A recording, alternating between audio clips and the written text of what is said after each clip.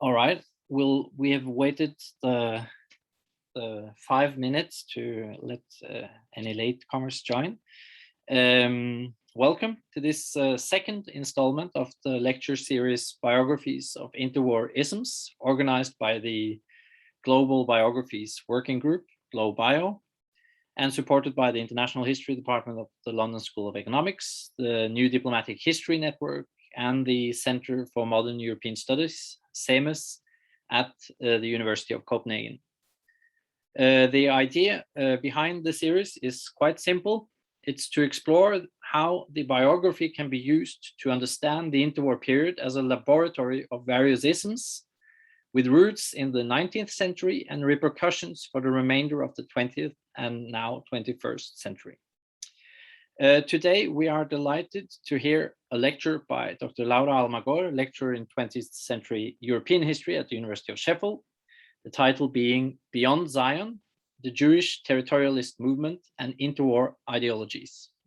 And we are also equally delighted that this session will be chaired by Arie Dubnov, Associate Professor of History, and Max Tichtin, Chair of Israel Studies, also Director of Judaic Studies Program at the George Washington University. The session is recorded, so you should know that. And there will be a Q&A afterwards where you can note yourself in the chat, and I'll try to keep order of things. With that, I will hand the word over to Arie, please. Thank you, Hakon. I hope you can hear me well. Thank you, everyone, for joining. For me, it's afternoon. For most of you, it's probably evening. So wherever you are, it's really my great honor and pleasure to introduce Laura Almagor, whose work I've been following for quite some time now. For those of you who are not familiar with our speaker tonight, Laura Almagor is a lecturer in 20th century European history at the University of Sheffield. Her specialty is modern Jewish history with a focus on Jewish politics and culture in the late 19th and 20th century. She received her PhD from the European University Institute in Florence in 2015. And since then, as many of us are familiar with the term academic nomad, Laura used a very funny expression of herself being a kangaroo. She moved between different places and positions. She held a fellowship in Vienna at the Wiesenthal Institute for Holocaust Studies, the Center for Jewish History in New York City, and the Central European University in Budapest. Before joining the University of Sheffield's Department of History in June 2020, she was also a teaching fellow at the LSE, the London School of Economics and Political Science, at their Department of International History.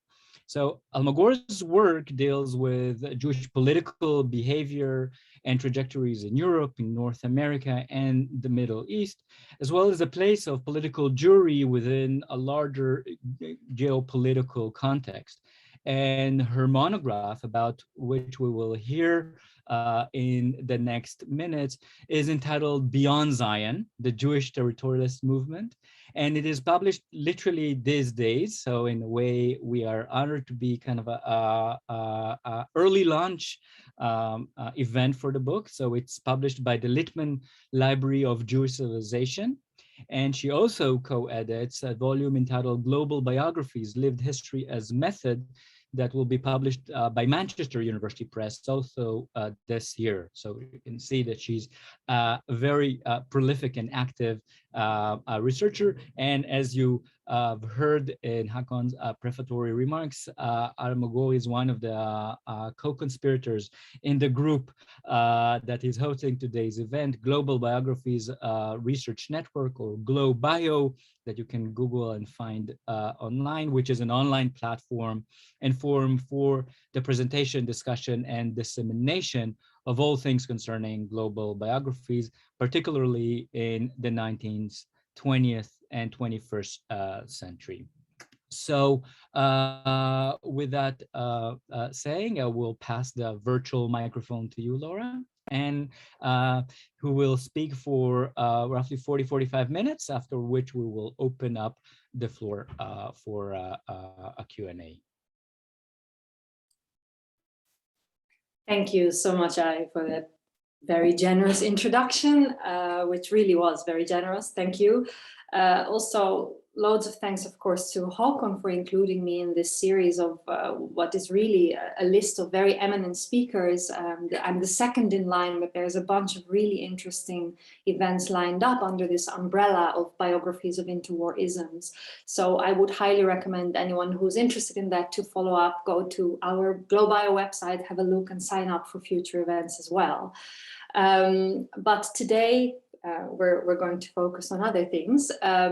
And I would ask Håkon if it's possible, if you managed to put up the slides. One of the reasons why we started a bit later is that, of course, technology failed on me, and the University of Sheffield's security system is a bit stricter than I even anticipated. So Håkon will be going through the slides, which have been turned into PDFs very quickly. So I hope nothing got lost in translation. If so, apologies for that.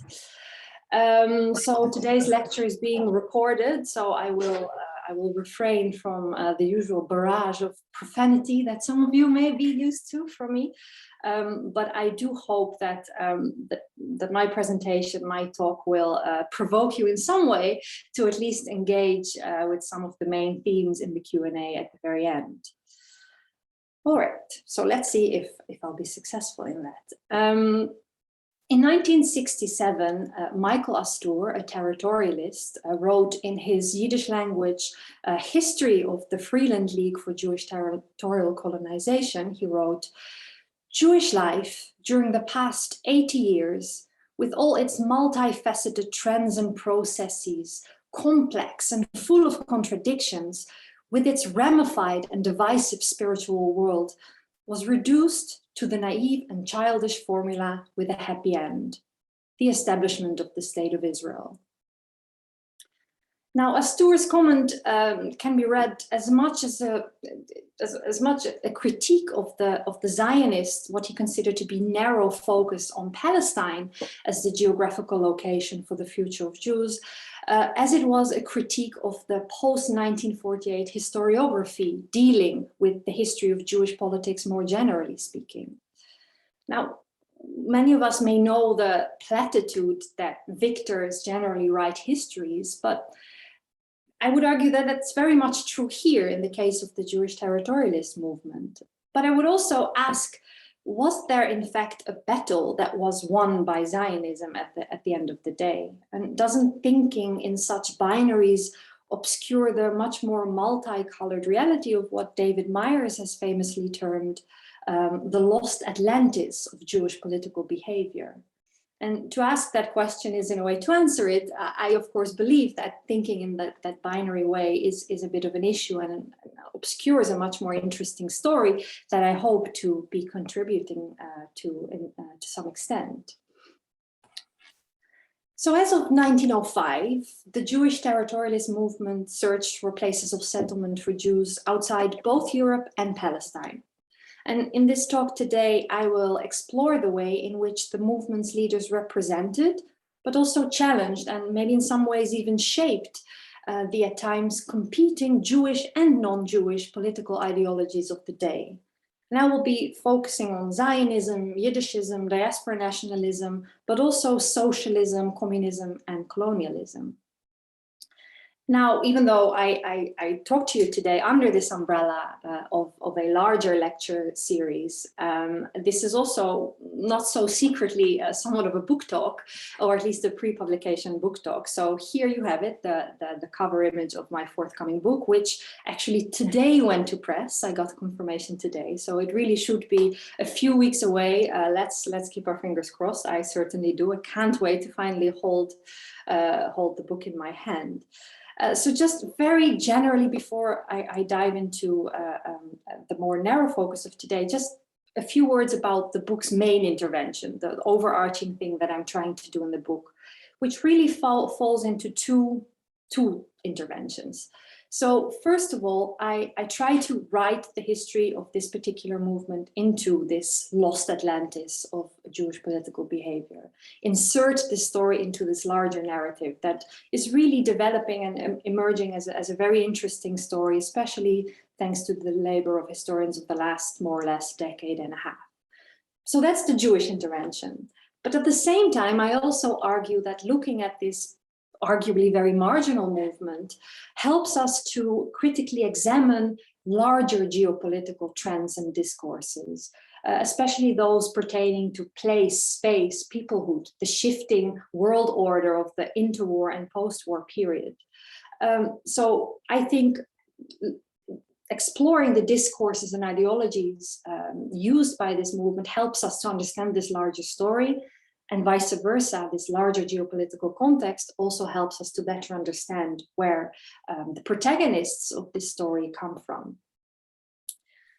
Now, today's focus, as said, will be to look at the movement through the prism of biographies of interwar isms. And even though I was, of course, kind of forced into that mold, I found it very fruitful, at least in thinking about this talk for today, because it has allowed me to shed light on my main protagonists, but also on their ideas as protagonists. And I think the latter is what I will be focusing on today.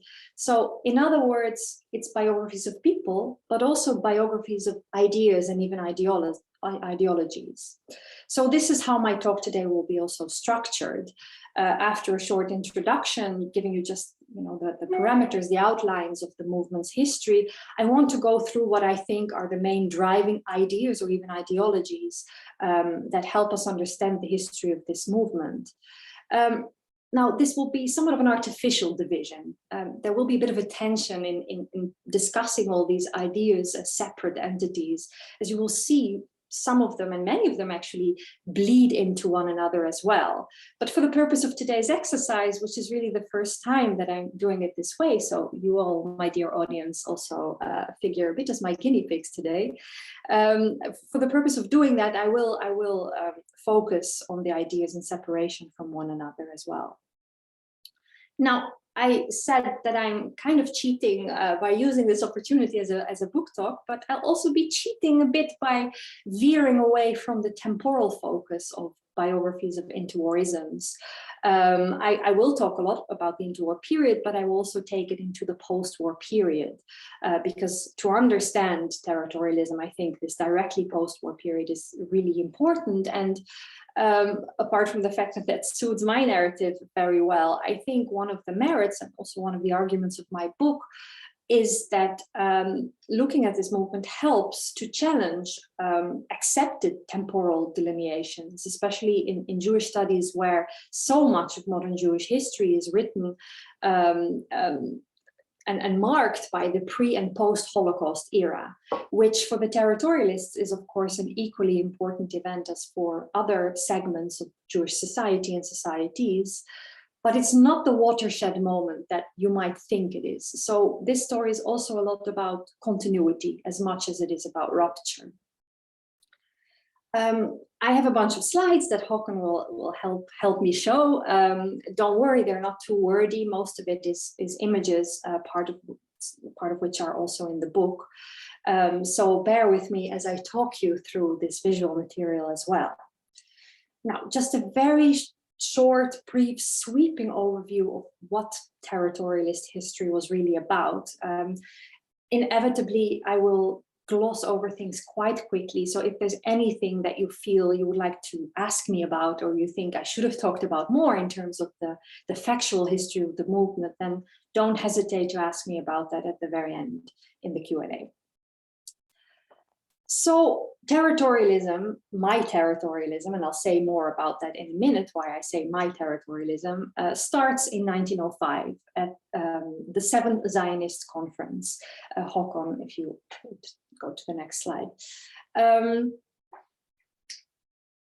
this conference, the 7th Zionist Conference, the so-called Uganda proposal was voted down. 2 years ago, in 1903, the British government had approached the very young Zionist movement, which was at that point only 6 years old, and had offered it a piece of its colonial territory in Africa. Technically part of current-day Kenya, but at the time erroneously referred to as the Uganda proposal. And this proposal really formed a critical moment in the early history of the Zionist movement, as at this point, the narrow focus on Palestine wasn't decided yet. There were several forces within the movement that had different ideas about what Zion actually meant, the core idea of Zionism. So when the proposal was eventually voted down, it led to the secession from the Zionist movement of about 50 quite prominent Zionists under the leadership of the Anglo-Jewish writer Israel Zangwill, who you see here on the slide.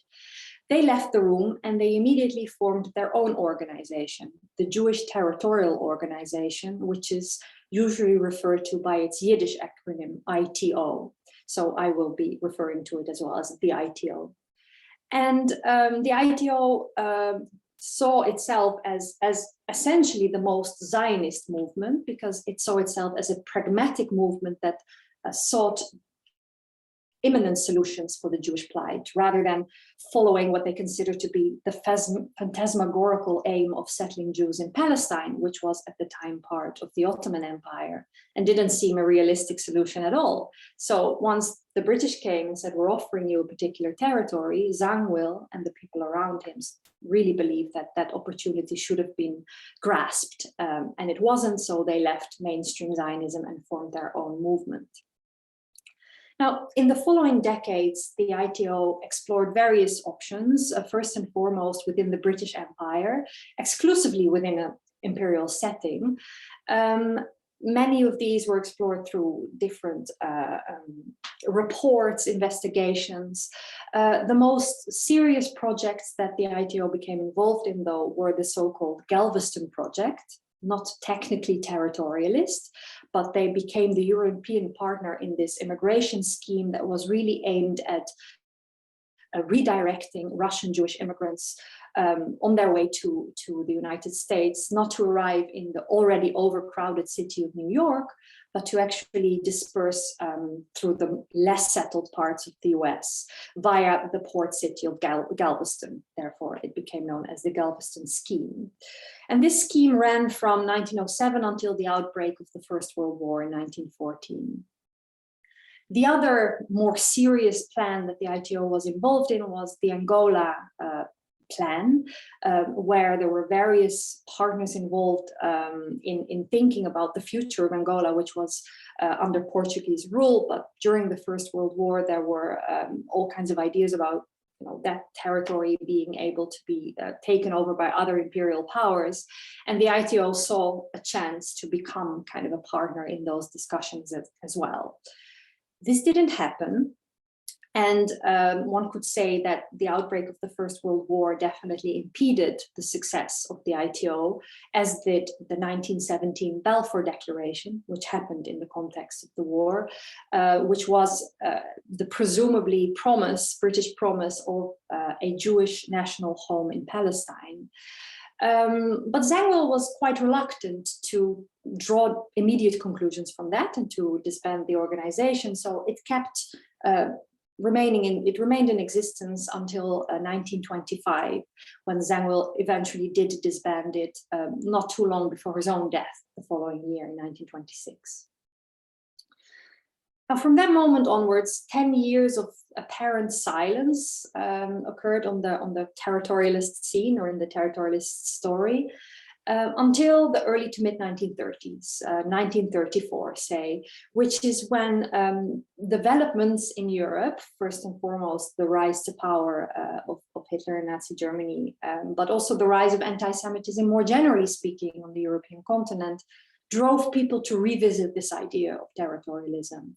And this time it became much less an Anglo-Jewish, somewhat elitist project aimed at helping Eastern European Jews, but it became a much more grassroots organization. So different subgroups sprung up, often initially unrelated to one another in different parts of Europe, but quite quickly they were united and again headquartered in London, as the ITO had been before, and named the Freeland League for Jewish Territorial Colonization.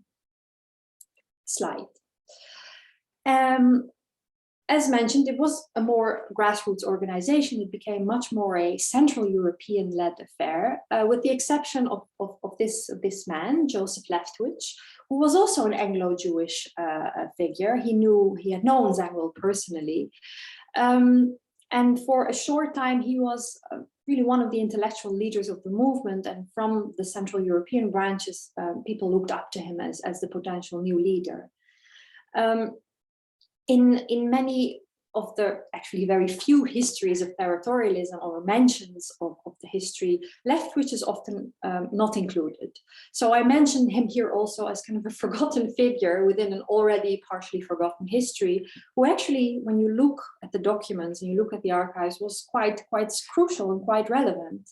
And one of the reasons why he has not been included in these longer histories has to do with the fact that he himself did his utmost later on not to be included in the early histories of territorialism as well, which really points to the agency of historical actors themselves in the writing of history and their histories and the histories they are part of, which for me is one of the interesting observations, especially in the context of biography and biographical methods.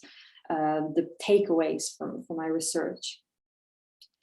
Now, the Freeland League before the outbreak of the Second World War was equally imperially, colonially focused as its predecessor, the ITO, and it looked at various colonial options. It explored various options, first and foremost in the British and French empires. And there's a brief moment in the late 1930s where there are negotiations actually with the French government, the Léon Blum government, represented by its Minister of Foreign Affairs, Marius Moutet, where the Freelanders talk about French and British Guiana, the New Hebrides, New Caledonia, as optional places where maybe settlements can be created for Jews. More infamously, it is the Freeland League that actually proposes Madagascar as an option as well. And some of you may know that Madagascar became a much more famous alternative history for Jews because it was taken up by the Nazi leadership as well. For a short time, the Nazis imagined Madagascar as a dumping ground for European Jews, perhaps as a smokescreen to cover up more explicitly genocidal plans, or maybe as a step on the way to the genocide as it would unfold in the Holocaust. But the origins of the Madagascar plan actually come from Jewish circles, from the Freeland League in particular. Slide, please.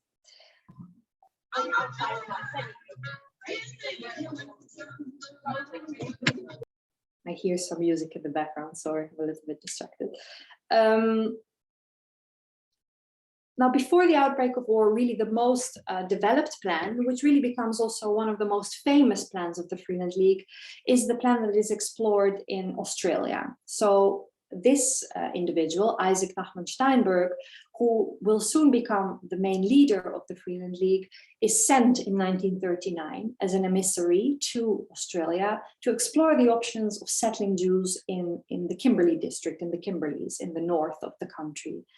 Due to the outbreak of war, he stays there actually for 4 years until 1943 and uses that time to pilot what will become really the Freeland League's methods or methodology after the war as well, which is engaging with all kinds of grassroots organizations, waging hearts and minds campaigns. This is really also a term that he himself uses a lot, establishing all kinds of Jewish organizations and periodicals. And the afterlife of all of this is to some extent still tangible in Australia today.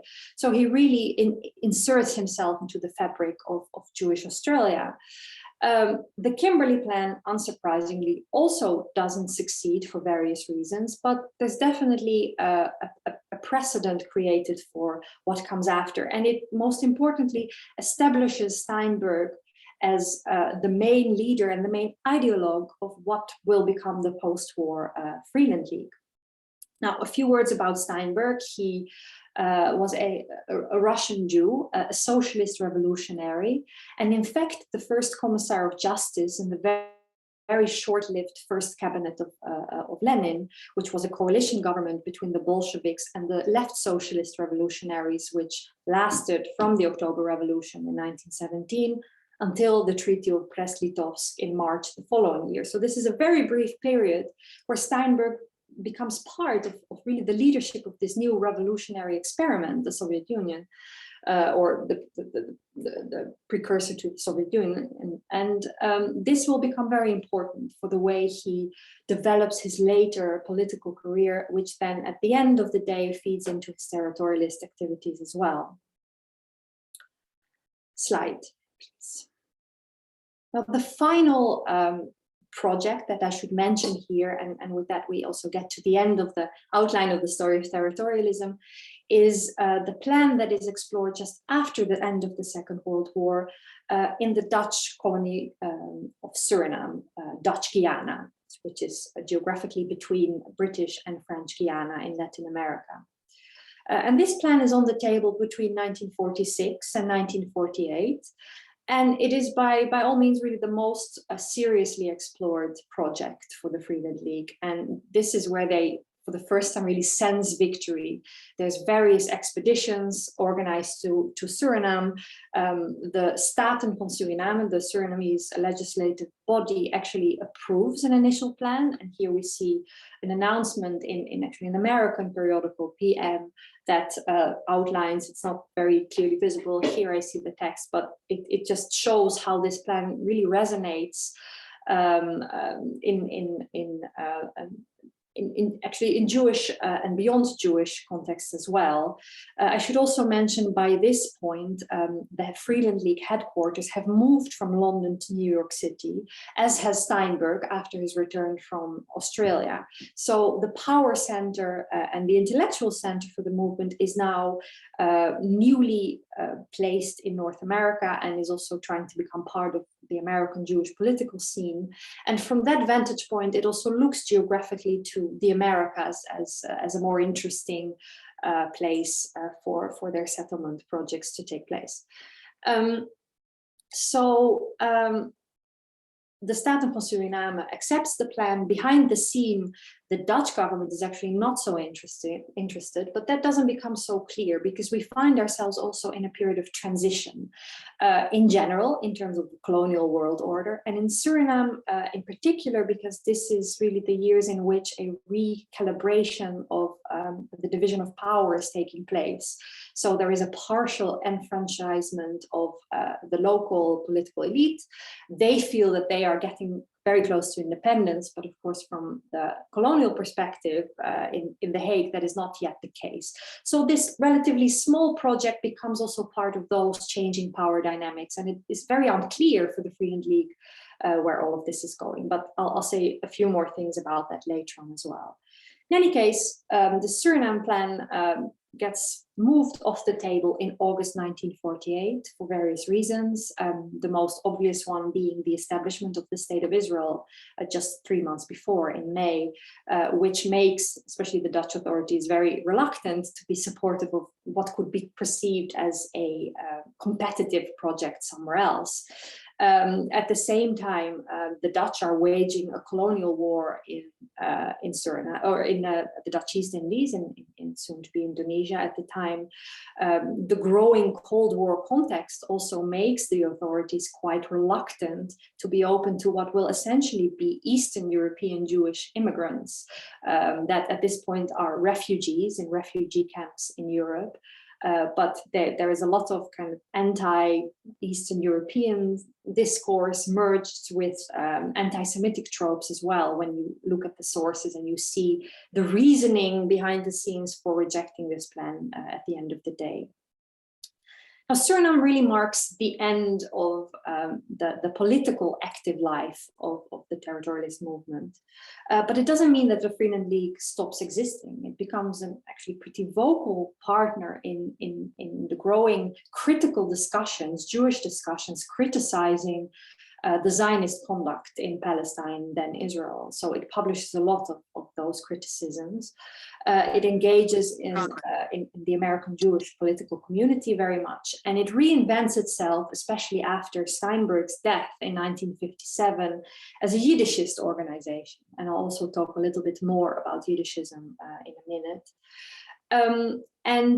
For those of you who wonder what came of territorialism at the end of the day, pretty late actually, in the late 1970s, the Freeland League for Jewish Territorial Colonization, which it was still called at the time, renamed itself as League for Yiddish, which is still an organization in existence today. So for those of you who might know, it's based in New York, it's pretty active, does a lot of great Yiddish cultural work, and is aware of its own territorial past, but this is just has become part of its founding myth rather than part of its political or cultural agenda.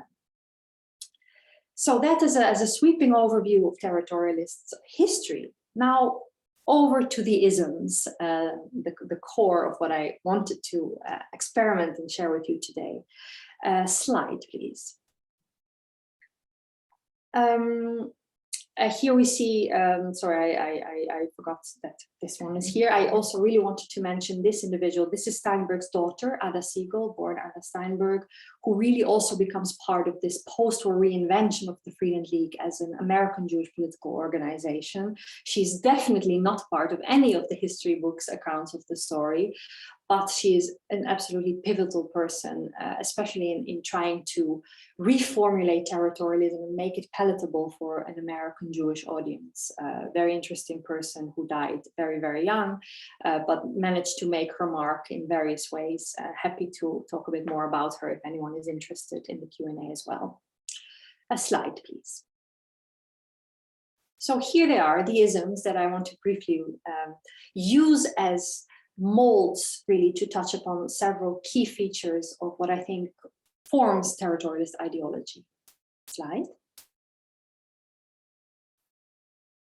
And to start with territorialism itself, it is an ism, right? And one of the issues with territorialism that I've encountered in my own conceptualization of the movement, but also very much whenever I present and talk about the topic, is the ambiguity of the name itself, territorialism. Aren't many movements territorialist? Isn't Zionism territorialist in essence? So I just want to clarify that what I mean here, and that is not to discount the territorial nature of a lot of other movements as well, but what I focus on here is really the organizational history of the territorialist movement, which manifested itself in its two incarnations, first the ITO and then its successor organization, the Freeland League, and everyone around them. So what I'm really looking at is not territorialism as a fluffy idea, but territorialism as an actual movement that was driven and shaped by actual people. Here you see a picture taken at the Seventh Zionist Congress in 1905. These were the secessionists just after they left the room, and they had formed the ITO. And here they pose sitting around a portrait of Theodor Herzl, the founding father of Zionism, which is a pretty significant choice and really points at how they saw that they took further the origins of the core of Zionism as they perceived it. So here, just to show that I'm talking about people rather than just an idea. But that doesn't mean that there wasn't an underlying idea, and territory being so central to the name of the movement, of course, was also central to its outlooks. It was looking for a territorial solution for Jews, which they considered to have maybe no future in Europe, or at least no future at that point in particular parts of Europe. So in 1905, this is really very much about Russian Jews in the Tsarist Empire. But in the 1930s, we're talking about different Jewish communities in Europe that might, at that point in the West, still feel very safe, but in Central and Eastern Europe, not so much. But in essence, it's about soil. And very pragmatically, we need a space where Jews can settle. But there's also a redemptive quality to this soil, to space. And with that, the movement really relies on Tolstoyan ideas of redemption through working the land, through agriculture. In the Jewish context, it's A.D. Gordon, who it's also very much inspired, of course, by Tolstoy, but it's these ideas that may not be so explicit in the territorialist writings, but that seep through everything, combined with the Zionist idea of a new Jew, a muscle Jew, not the poor European unmuscular Jew that works and that sits all days in the yeshiva, but a new Jew, a muscular Jew who works the land and redeems himself through that work. So all of these ideas that are shared between various Jewish movements of the time, modern movements of the late 19th and early 20th century, they also drive territorialism. So it's very much about agriculture, but not only, because the territorialists do recognize that in the 20th century especially, this has to be a modern project. It cannot just be agriculture. There has to be another element. And this is where they introduce the notion of industry to combine with agriculture and become agro-industry. So these settlements are supposed to be agro-industrial settlements. And that really makes it a project of modernity in the eyes of the territorialists themselves. Now, territorialism is, in the first instance, about creating prospects for a Jewish future wherever Jews are. But it's also very much about proving the inherent quality of Jews to be able to create these settlements. There's also an outward-facing aim here, demonstrating to the world that Jews can be agriculturists, they can be farmers, they can create these modern agro-industrial settlements. And these ideas are shaped in the first instance by Zangwill, whilst he leads the ITO, and then very much taken on further by Steinberg and his daughter Ada Siegel. Now I should underline, because there will be a question about this, I'm pretty sure in the Q&A, that none of these plans, none of these projects ever materialized. So it never was tested. They never managed to actually experiment with these agro-industrial settlements and see if it could work. So territorialism remains this what-if story, which I think is also a label that it very often has gotten, and I don't discount that as unuseful. I very much believe in counterfactual history, but I do propose that we should also look at territorialism not from the starting point of failure, but also see it for its own merits. But more about that in the conclusion. Slide, please. So then the second ism that is very important is Zionism. And here we see a rather famous image created by the Zionist artist, early Zionist artist, E.M. Lillian, famous invitation to the 5th Zionist Congress in 1901. And one of my partially failed ambitions or aspirations for my book was to write the history of territorialism without Zionism as a reference point altogether, actually. When the history of territorialism has been written, and it has been definitely touched upon by various scholars in very helpful ways that have really also driven and undergirded my own work, but they do conceptualize territorialism either as a footnote to Zionism, as a way of understanding Zionism better. And I think that's evidenced by the book titles of, I think, the two most important books that have dealt with this history, which is Gural Roi's Zionism Without Zion, and Adam Rovner's work In the Shadow of Zion. So I think these two titles already indicate how much Zionism has functioned as this meta story of which territorialism might form a part, or even not more than a footnote. So I've tried to do it without doing that, but I failed. The Zionist connection is imposed by both the history of territorialism as it is by the existing historiography. So at the end of the day, I did dedicate a full chapter in my book to the relationship between Zionism and territorialism, which is also definitely an element, factor in the rest of the book as well. But I did manage to kind of condense the heart of the matter. And the heart of the matter is really that this is a story of the origins, but then departure. So territorialism very practically, very literally originates from Zionism, but it departs from it, and it definitely moves away from it in an ideological sense. So by the 1930s, 1940s, territorialism is ideologically opposed to Zionism. Really, the one point of connection is the territorial element, and part of the intended methods of working the land, etc. There's definitely connections there. The connections do remain in other ways, and this is also what that chapter of my book is about, but these connections are more so based on individual connections between people than it is about ideological connections. So Zangwill and later Steinberg become these very outspoken critics of the Zionist project. So it's perhaps then surprising actually that both Zangwill and Leftwich, so the lesser known leader, early leader of the Freeland League, that they had both personal connections to Zionist revisionist leader Vladimir Jabotinsky.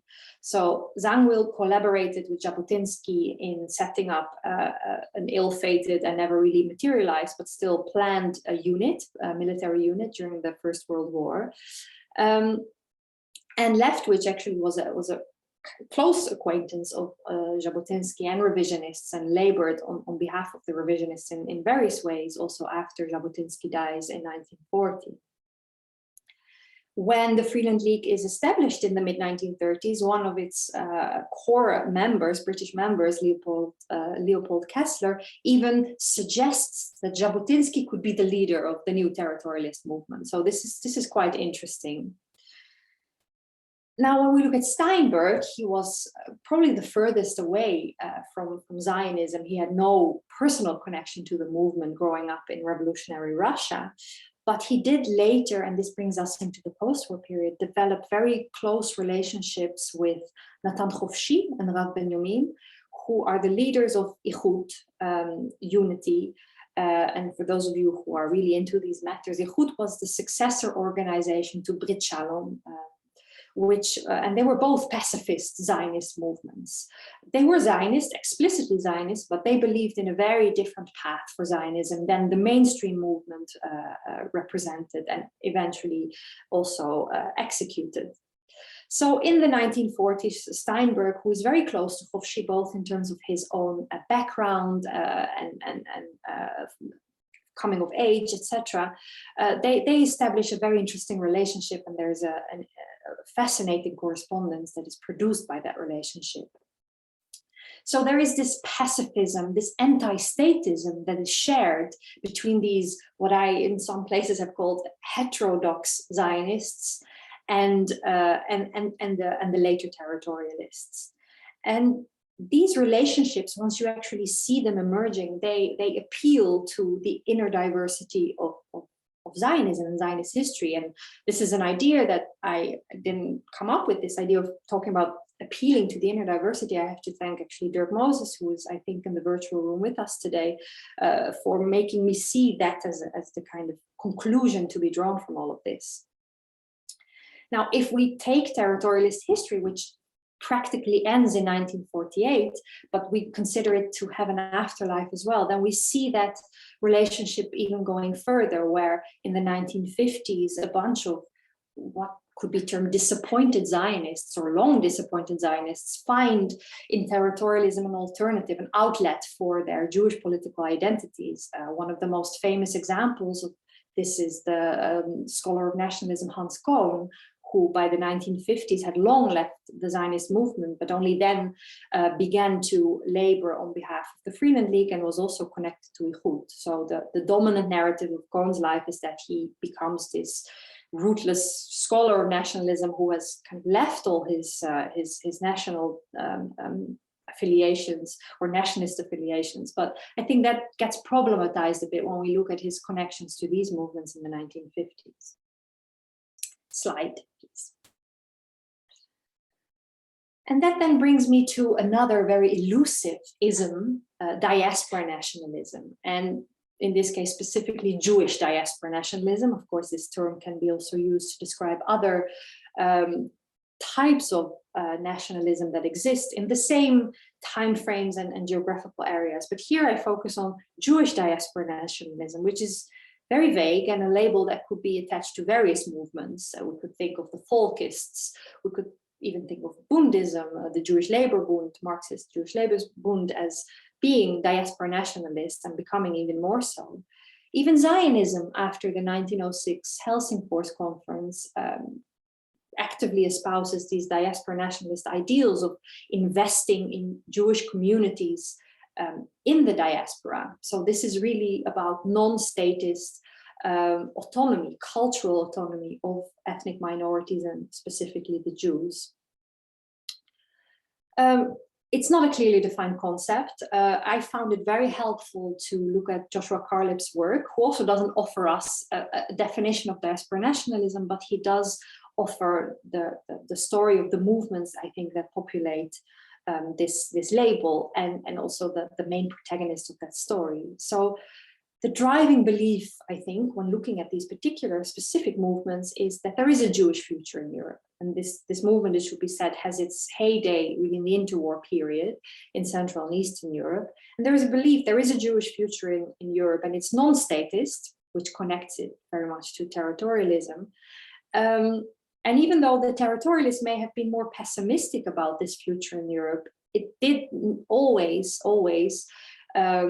very actively support diaspora nationalist projects. And again, here we see that it's the individual connections that show the intellectual connections that lie at its core. Arguably one of the intellectual fathers of territorialism, Yiddish writer Ben Nadir, was both a diaspora nationalist and a territorialist. The diaspora nationalist, but also socialist revolutionary figure, Chaim Zhidlovsky, whom we see here on the left. And then on the right is his more moderate counterpart, Shimon Dubnov, really the intellectual driver of Jewish diaspora nationalism. And both of them are acknowledged by the territorialists as intellectual inspiration, sources of inspiration. Now, various followers of these movements, most famously Sully Foykin, Zalmo Kalmanovich, for those of you who know the diaspora nationalist movements, they leave these different movements for territorialism. They become members, they don't just affiliate themselves, they become members of the territorialist movement. And again, for them, it might offer an alternative. It's all about a context of growing disappointment of the 1930s, where this idealist diaspora nationalist project may seem unattainable, increasingly unattainable, with territorialism offering an alternative that is not Zionism, which is distasteful to many of these people, but it's also not Marxist Bundism. It's actually a seemingly non-partisan way of conceptualizing a Jewish future. Slide, please. Now, Yiddishism, my next ism, in many ways could be seen as a function of diaspora nationalism, because what connects all these different Jewish communities in Europe? It's their language, and it's the culture that comes with the language, which is Yiddish, which is by far the most spoken language of the Jews in Central and Eastern Europe between the wars. But it was much more than a language, and it's this much more that I think qualifies this as a separate ideology or idea or set of ideas in the context of territorialist history. This was not about language only, but about Yiddishkeit, about a shared set of ideas of Jewishness. I think in history there are various other examples, and maybe that's something we can also discuss later, where there's different places and cultural contexts in which language becomes much more than a language. It's the lived experience of Jews in Europe, and generally, and for the territorialists, it becomes also a way of differentiating themselves from Zionism. Because the Zionist project is also about a Hebrew identity, which comes with the Hebrew language, etc. And this is by latching on and increasingly latching on to Yiddish as a marker of Jewishness, the territorialists also show or want to show that they're more in touch with the reality of Jewish life than the Zionists are. Now, in the existing historiography on territorialism, Yiddish is not a very central feature, because actually the main territorialists didn't have such strong connections to Yiddish at all. Zangwill definitely did not speak Yiddish. Steinberg had a problematic relationship with it, although possibly it was his first language, or at least second next to Russian. Leftwich was a Yiddish translator, so surely he felt very connected to the Yiddish project, but he became very marginal in the movement.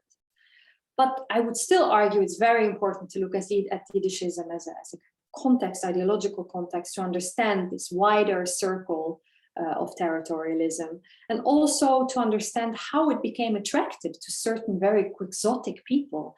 One of them you can see here on the slide, the bearded man, is Nathan Birnbaum, one of the most fascinating figures of Jewish political history, who at the very end of his life allies himself with territorialism. Then he dies in 1937, but the people around him, and he's here next to the Dutch territorialist, Henri van Leeuwen, who then becomes an important figure in the Freeland League and in the Suriname negotiations with the Dutch authorities as well. So why do these people in the 30s, why do they find territorialism? And I think this appeal to a kind of Yiddishkeit, which is very undefined, which can be both religious and secular, I think that's one clue in trying to understand why this movement appeals to people. Slide. So far I've spoken mostly about Jewish isms, but Jewish isms, of course, didn't exist in isolation or in a vacuum. They were part of a wider context.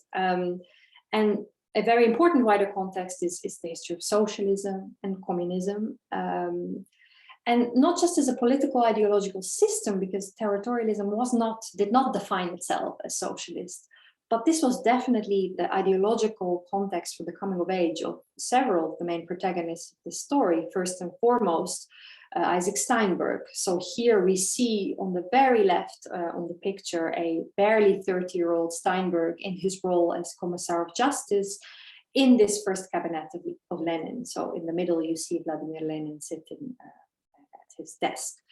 But also Zangwill and Leftwich, they were affiliated with various socialist movements, and they were connected to a wide spectrum, socialist, anarchists, etc. Very much anti-Soviet, once that became relevant, but at the same time very much connected to socialist ideology.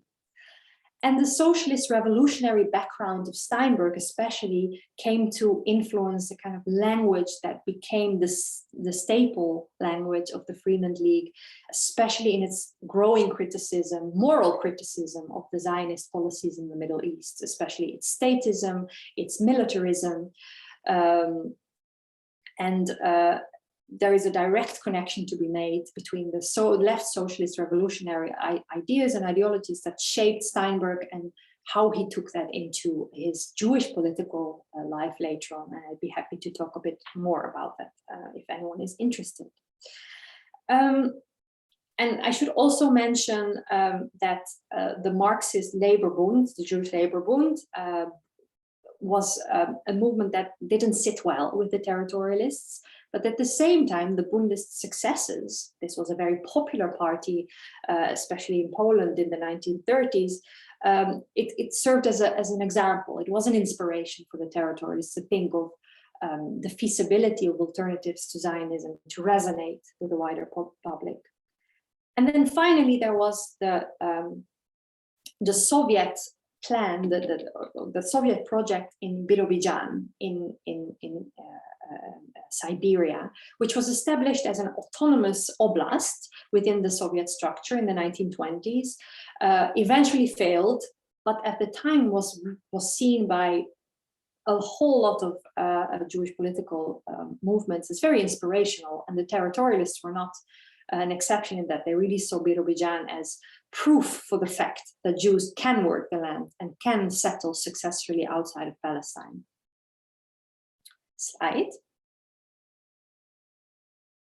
And that brings us to my final ism. And here we see how all of these isms bleed into one another, because I of course, touched upon these topics already, but I would like to highlight this as a separate category that is very important for our understanding of the wider relevance and significance of the history of territorialism. Of course, territorialism was an intrinsically colonial project. It was born as such, it was conceptualized as such. Zangwill was an imperial thinker. He really believed in the British Empire and latched the fate of the movement onto the British Empire from the very beginning. And that trend was continued by his successors in the Freeland League as well, adjusting to the context of the time, but still it remained a colonial project. Yet the relationship of territorialism to colonialism was not a straightforward, was not straightforward. It was quite complex. Zangwill believed in empire, left, which was kind of racist in many of his writings. But Steinberg, on the other hand, was shaped in a very different mindset, namely revolutionary Russia. And he did have some slightly delusional ideas about changing colonial dynamics and the effectivity of hearts and minds campaigns, as we saw happening in the Suriname scheme, where he just didn't seem in touch with the reality of race relations in these moments of transition. I see it's not become better in transition to the PDF, but here we see an image from a Surinamese daily, kind of ridiculing the Suriname plan. So here we see several representatives of ethnic and racial minorities in Suriname who ask this Jewish stock character, now you too want to join us, little Abraham. Just showing the perception of detachment on the part of kind of external observers to this plan. Space was central, and empty space was what it was all about. This is why it was such a colonial project, because empty spaces, where were they? They were in the various empires, but of course no space is really empty. And this is where we find a kind of blind spot in territorialist thinking. They conceptualized their project to take place in empty spaces that in reality didn't exist. And it's not that they were really blind to that fact, because they acknowledged it very much in their criticism of the Zionist movement. But for some reason, that didn't translate into a self-assessment when they thought about their plan in the colonial realm, which doesn't set them really apart from other movements. I think what it does show is a kind of dual zeitgeist, where on the one hand, one can be very critical of colonialism in one place, and at the same time believe in colonial practices elsewhere. Now, why that is, there's various ideas and various ways in which we can make sense of this seeming tension, and I try to do that a bit in my book, but just wanted to mention that here is one of the very interesting takeaways from the colonial history of territorialism. Slide, please. And that then, I'm conscious of time, brings me to my final thoughts that I wanted to share with you. And one thought is about the notion of failure and counterfactuality, but especially of failure, success and failure as the kind of measures that we use to decide what is relevant history and how should it be told. And one of the things that I found in looking at this movement that was unsuccessful across the board is that by looking at it in terms of failure or success, we discount the notion of imaginability. So if we try to unimagine what happened after, and if we try to not assess whether these people were onto something, we have to think what their contemporaries thought. Did they think that they were onto something? And even though the territorialist movement never became a mass movement, never became the mass movement that it aspired to be, clearly a very small but very influential group of people did think that. And beyond the people that I already mentioned in passing, one could mention famous German authors like Alfred Döblin and Thomas Mann as open supporters of the movement, British Labour politician Arthur Preach Jones, the famous geographer and president of Johns Hopkins, Isaiah Bauman, was a supporter for different reasons, but still he very actively supported the project in various moments in time. So just a selection, there's many more celebrities that backed the movement in one way or another, but it shows that for these contemporaries, territorialism was at least imaginable. And I think that fact alone makes it relevant to write this history as part of this larger story of Jewish political behavior. and as part of this larger geopolitical context and discourse, as I proposed at the very beginning. And with that, I would like to end my reflections and thoughts today. Thank you very much, and I very much look forward to any questions and remarks. Wonderful. Thank you so much, Laura, both for an very enlightening talk and a fabulous book. I had the pleasure of reading it and the proof. So it's both meticulously researched and beautifully written. And as you could see from your talk, weaves together so many different threads. While people are kind of gathering their thoughts, and of course are welcome to raise hands, virtual hands, or post questions on the Zoom chat, I will use my prerogative to throw a few initial questions at you. And the first that perhaps that comes to mind, and maybe in the context of our group of kind of global bio, apparently a simple one, but perhaps a challenging one, is to put your biography on the spot. What drew you to a project of this kind? We all know that historians are coming to are choosing their subject matters and are asking questions based on sometimes on family trajectories or personal experiences, or attempts to, especially in a fraught topics like yours, to either understand the roads not taken or to understand the heretics, the secessionist moves, in order to keep the Zionist movement sort of in its clear ideological purity by studying the heretics. So I'm just curious, how did you stumble upon this project? Yeah, thanks, Arie. I'm afraid to say that by the time the book comes out, which indeed I hope is very, very soon, it will have been a decade and a half since I first ventured into topics related to this, which is a bit of a shocker the moment I realized that I actually started working on territorialist history in some form in 2006 for my then MA thesis. Doesn't mean that I worked on this book for 15 years, so don't think it's like that, but it feels like that for sure. That's how I came to this. So in my MA degree in international relations, which was historical, but really also more about political history, I wrote about the Freeland League in Suriname. This was a plan that from a Dutch political historical perspective I had come across. It intrigued me.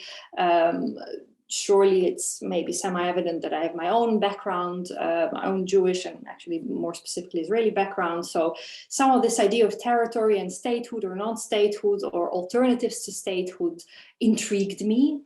And then when I researched that as really a diplomatic history topic, so going to the Dutch Ministry of Foreign Affairs, going through all this diplomatic stuff, I realized that behind that seemingly very small story, there was a much larger history of a movement. And as I foolishly thought a PhD would be a good idea, I thought this could be developed into that. Now, it took some years before I actually took off with the project, and it became the dissertation that lies at the basis of the book. So yeah, that's kind of how it's started. Yeah, and so who would you think? I mean, I'm not the person to judge because I'm studying these topics, but who would you imagine would be the readership for that book? Who do you think will be drawn to the study, attracted outside a very a clear group of experts on the field, how it speaks to larger questions and both within Jewish history, but and outside Jewish history? Yeah. So I think the first group. There's various people who find something interesting. So historians of Zionism, of course, could be interested. I think there's an element of the what if that at the same time I embrace and I'm critical of, this idea of the curiosities of history, right? There is an element of a curiosity to the story of this from our vantage point, absolutely tragic failure, especially if maybe you are in the current day critical of what's happening in the state of Israel. I think a lot of people who like my work or like the topic also come to it from that starting point of finding out where it went wrong. Those who are critical of what's going on now in the state of Israel, they want to know where did it go wrong, and maybe we should have gone to Uganda. I mean, this I've heard from quite a few people on the left in Israel, like, yeah, we should have gone to Uganda, which is of course a very simplistic understanding of the history, but that maybe explains the motivation to get to here, to look at the past and see if we can draw anything from that for the present. Then there's the literary quality of the story, which is manifested through the main protagonists. I didn't highlight that so much in my presentation, but many of these people were actually literary figures. They were writers, first and foremost, Zangwill, and that also made researching them amazing, because these people could write also in their political work. Really, the amount of amazing quotations that I've come across, it's been a real pleasure, and also makes it difficult not to feel some sort of connection to these people, which I don't think is a problem. We've discussed this a lot in our GlowBio settings, like how much can we be in touch really with the people, but one has to be conscious and wary of that dynamic as well. But anyway, so the literary quality there, and then the what if literary quality. So some of you might know Michael Chabon's The Yiddish Policeman's Union, which is a novel that came out some years ago, which is based on a purely territorialist suggestion of exploring Alaska. I mean, the list of territories that were mentioned by territorialists is endless, and Alaska was one of them, and there was a short exchange with, I think, the Minister of the Interior at some point in the 1940s. So I think Michael Chabon came across that and based his what if novel that focuses on it's an alternative story in which the state of Israel fails and an alternative state is established in Alaska. So that's where it takes off, and I think that element of it is also interesting to people. Wonderful.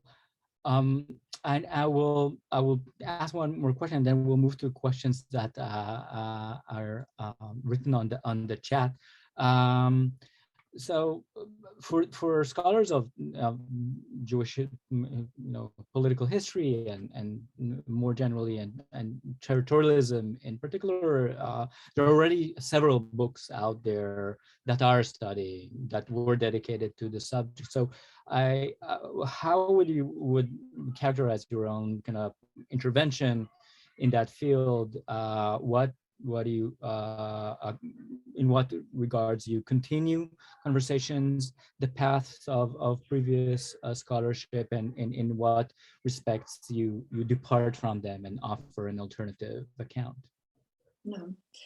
So first of all, it's the liberation of territorialism from the umbrella of Zionist history and writing it as a history alongside Zionism with many points of connection, but as a self-standing story. So as I said, despite the great work done by other scholars, I don't think the movement has been really conceptualized as a self-standing story, not comparable to Zionism in terms of its success and size, etc., but definitely as a separate intellectual project. So that, and by doing that, writing it into this larger story of Jewish political identities and behavior. And then secondly, finding these connections to a larger geopolitical context, the connection to these bigger themes on the geopolitical agenda in this period of transition from colonial to decolonizing to post-colonial. The story continues also in the 50s, where Steinberg reacts very explicitly to the Bandung Conference in 1955, and that this becomes a moment of reassessing, like, what are we as Jews? Are we part of the West? Are we part of the non-West? Where should we be? And at the end, the territorialist stance is not the victorious one there, but it's an interesting moment. So using this, what could be seen as an exclusively Jewish story, to talk about wider debates, shedding light on them and using them as context, I think is something that I add to this evolving story of Jewish politics in the early 20th century. Fabulous. Yeah, I cannot agree more. I mean, I think that a lot of the earlier work very much emphasized the early phase, and we didn't have a very good account of the later articulations of the territorialist idea. And I just want to comment that, reading your book, there are so many of those kind of things that you mentioned as if in passing that, reminds one of kind of a how, to quote Mark Twain saying, history doesn't repeat itself, but it certainly rhymes. Suddenly you mentioned in passing that Neville Chamberlain is toying with the idea of British, Guinea as a territory for Jews. And you're saying, oh, wasn't his father the guy offering Uganda 3 decades earlier that jump-started this entire project? And I always thought there was kind of a lack of historical attention to grasp this, and also to show how much they need some sort of a mighty engine to move their project forward, either a colonial engine, a Soviet engine, ideas that by themselves don't don't do the work by alone. I'll move to the questions in the queue in the chat box, and of course people are more than welcome also to raise their hand using the virtual raise hand feature and unmute yourself and ask.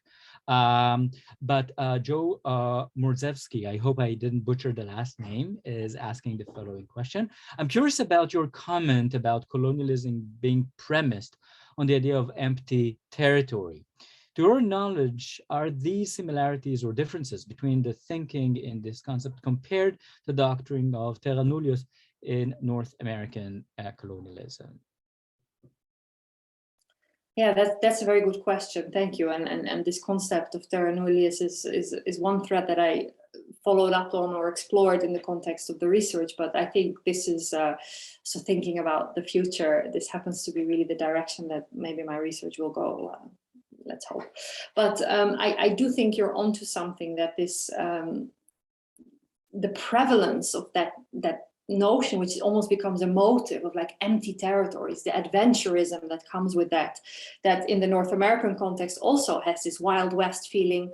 I think that is shared. That's kind of a shared element of the zeitgeist that is so difficult to eradicate, even in the minds of self-described enlightened liberal thinkers who believe that they are acting on behalf of the oppressed, and Steinberg is definitely a prime representative of that way of thinking. Like, his idealism and his moralism sometimes is just overwhelming. Yet he talks about empty space. It's not even something that they reflect on. It's a premise. Like, there are empty territories. Not only are they there, and not only can they be populated, but they should be populated. There is a moral incentive, there is a duty to settle empty spaces in the world. And this is particularly prevalent in the British Empire, because it is felt in the emerging of the non-Western powers, which really becomes already tangible before the Second World War. It's seen as a risk to have these territories close to these emerging powers that are unpopulated. So this is very often how the territorialists sell their project. They say, we can populate your territory. We can be the white or off-white connector between you and the colony, help you protect your colony. It's often phrased a bit more sophisticatedly than that, but it comes down to that idea of there is empty space, and it can be settled, but more importantly, it should be for security, but also for moral reasons, because you only are entitled to own the land once you populate it, once you work it, once you develop it. So being there is not enough. Indigenous presence is not enough, because for kind of a Western standard, they have not developed the land to the extent that they are allowed to own it, so to speak. So I think this is not what territorialists say to that extent, but it's kind of the backdrop, the background that we have to understand in order to understand the mindset that defines their outlooks until surprisingly late in the day. And Joe, this sounds like pure John Lockean liberalism, and I tend to agree, right? But so I'll piggyback. I'll use this question as a segue and maybe add another term to the equation. I think we also have, just to say, I think we also have a question by Guy Miron. I'm sorry. So I'll move to Guy Miron's question first. So Guy Miron's question is, can you share with us thoughts about non-Jewish comparative projects? What can we learn from it about it to emancipate the history of the movement from the shadow of Zionist history? Mm-hmm. Well, I can answer the question in various ways. So first of all, from the vantage point of the historical actors, so they sought to learn from non-Jewish comparative projects, especially later on after 1948, when the focus of territorialist publications becomes very much on migration. They even rephrase like colonization becomes migration kind of as an issue. And then that's actually where they start looking at all kinds of case studies of Mennonites in North America. So there it becomes really about, rather than the ideological driver of having Jewish settlements, it's about settlement, migration, how does it work? They want to become part of a conversation, a larger conversation about migration issues. They think more Jewish organizations should get together to form kind of a stronger front to become a partner in post-war migration discussions. So that's where they look at the non-Jewish examples. Now, for us as scholars looking at similar movements, I would be hard pressed, I think, and that might be just a result of lack of knowledge. What I would say is that, like with Zionism, this is maybe a point where the two movements are related. The European contexts, especially in which the various territorialist protagonists are raised and shaped, does teach them about multi-ethnic coexistence, and more importantly, maybe, I mean, this has been said for Zionism, that it's in essence like a Habsburg, the Habsburg roots of Zionism have been widely researched. But I think for the territorialists, that there's that Habsburg connection, because Vienna becomes a short-lived but important center, especially in the Freeland League era. But it also becomes much more of a Russian-dominated, ideologically Russian-dominated project through Steinberg, looking at Żydlowski, etc. So there, the different settlement projects happening within kind of the Russian sphere are definitely looked at, but there the focus becomes more Jewish. So yeah, it's not a full answer to your question, and I think it's definitely something to think about more. And if you have an idea of a comparative project beyond the ones that the territorialists themselves look at, I think it could be interesting to put this side by side, actually. Yeah, thank you.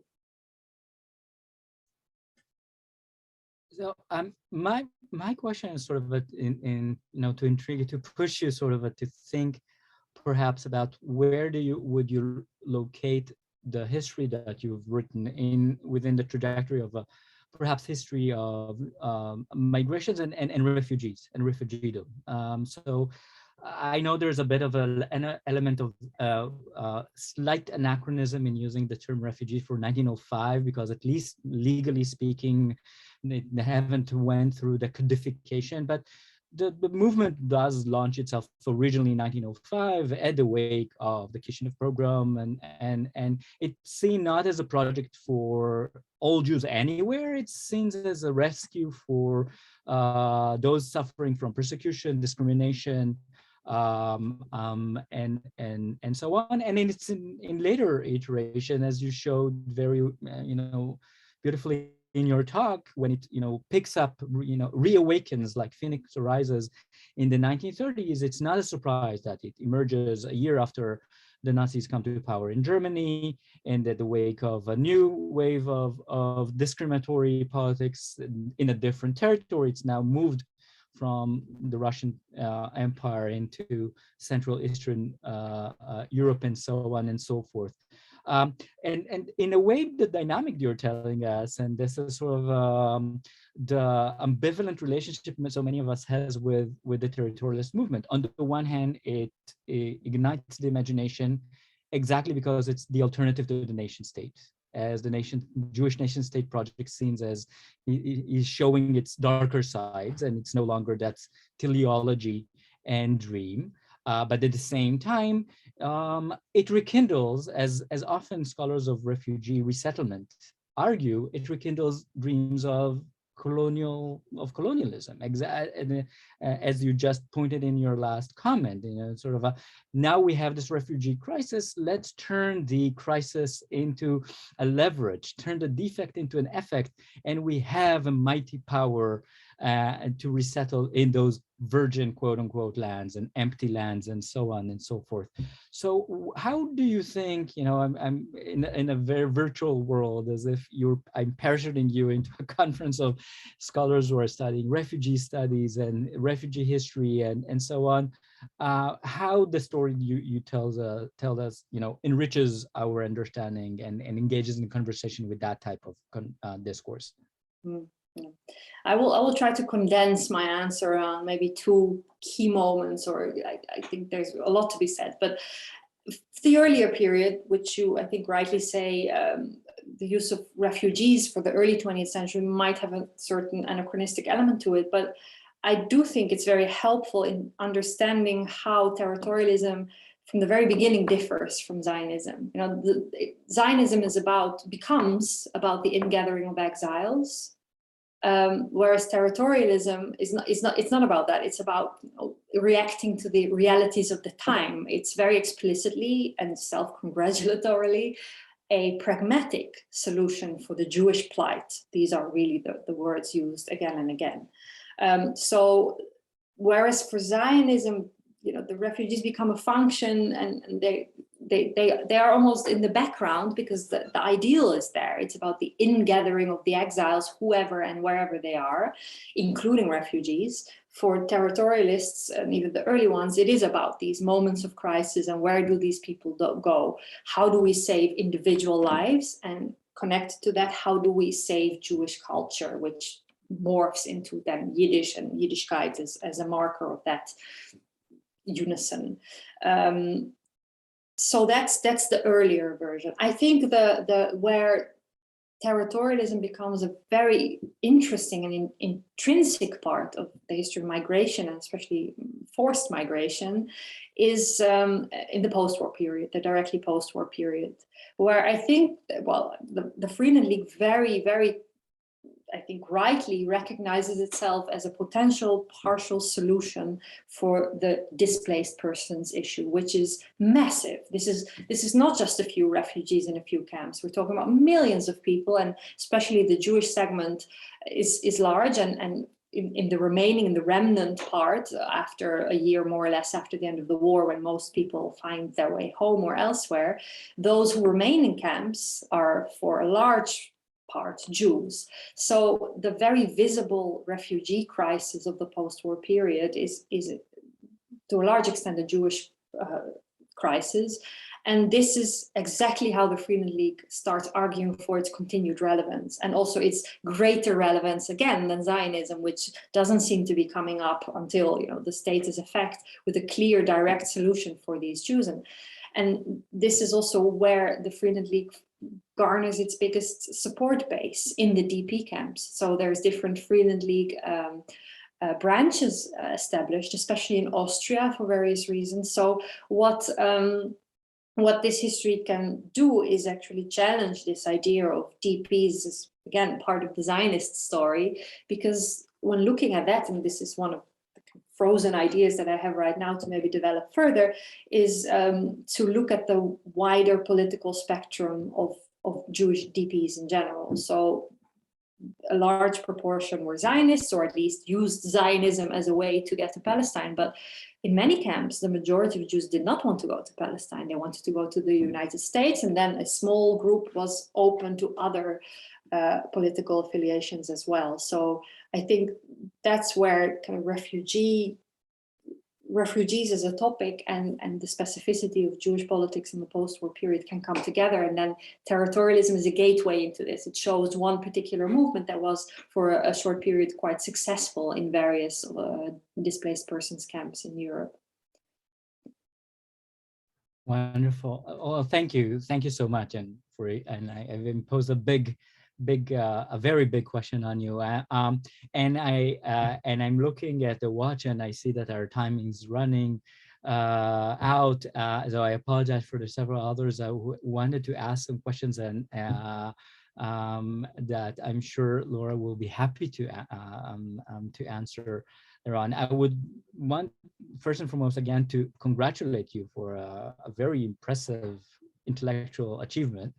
Again, having the delight and the pleasure of reading the book, I can recommend it because it really takes one of those wonderful examples of, on the one hand, not shying away from the big ideas, the isms as you call them, but at the same time giving them very a clear agency and voice with very specific individuals that you hear their stories and often even see their portraits, and moving with, combining these two levels, integrating them so organically and so beautifully is not an easy task, and to take it on such a long time span. So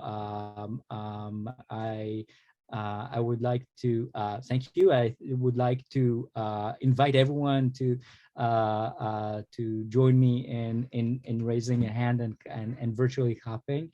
And I look forward to the next discussion and as in part of that distinguished series that you are running. Håkon is asking me to share the link to the book, but I can't really do it. If anyone's interested, just drop me a line or drop us a line, and indeed order the book. It's one of its redeeming features is that it's not very expensive. I feel this is one of the big accomplishments of the book, is that it's a really affordable book. So thanks everyone, really. Thank you, Laura. Thank you very much. And I've shared the link to GlowBio, so you can look at the next event of the Biographies of Interwar Isms if you would like to join for that. So thank you very much, Laura, and thank you very much, Arie. Thank you very much, everyone, for showing up. Thank you. Bye. It was fascinating.